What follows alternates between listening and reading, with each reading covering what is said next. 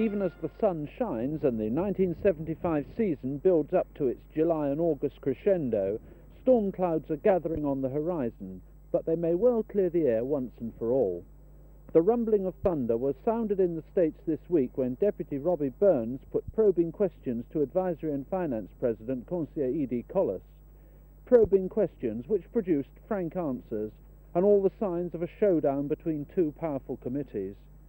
In short, Deputy Bowns wanted to know if Advisory and Finance were aware that the island's banking community is shying away from hotel development because of the Island Development Committee's attitude towards new hotels. Well, Conseiller Collis replied that his committee was very concerned about the consequences of any such damage to the confidence of the banking community at a time when the Tourist Committee's policy was so vital to the island's economy. So much so, in fact, that Advisory and Finance want to know if the IDC's mandate is in conflict with tourism, and if it isn't, then why haven't any new hotel developments taken place? To political observers in Guernsey, this clash was inevitable.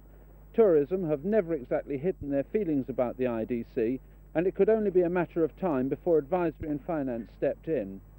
Matters really came to a head a year ago when Advisory and Finance's economic survey then pointed a finger at the IDC by stressing that there must be a joint policy between them and tourism.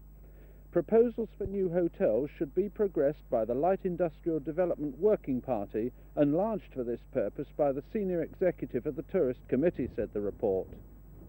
Within days of publication, IDC President Conseiller Tom Auger called a press conference which I attended.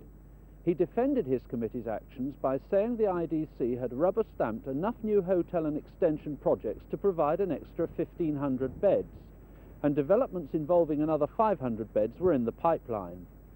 At the time, Conseiller Auger also mentioned Les Diques, which received permission in principle only last week and is therefore a long way from realisation, the Vimera project, dropped after refusal by the IDC, Les Blancs Bois, still in abeyance, and various schemes of property developer Ernest Brauch, which have for the time being come to an apparent halt.